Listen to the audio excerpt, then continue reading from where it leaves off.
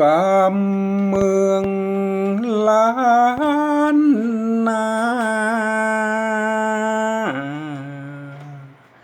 มีมาแต่เก่า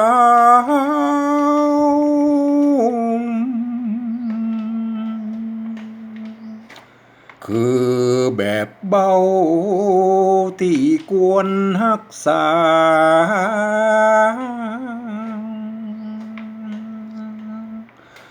งืดแต่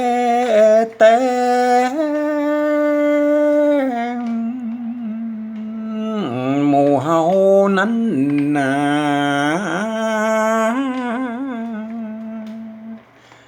บ่แวมาสิกขาแจ่มแจ้ง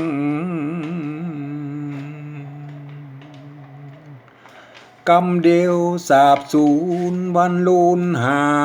แท้งเอาที่ไหนมาแย่งเล่านะบ่ได้ใจเมินก็เหมือนมีดพาเป็นขี้เมียงไปเลยช่วยกัน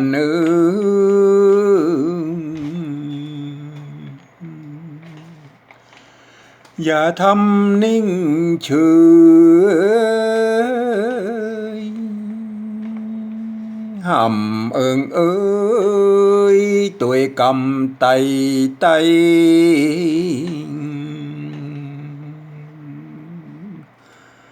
ห้ำเอ้ยตัวกำไตและนา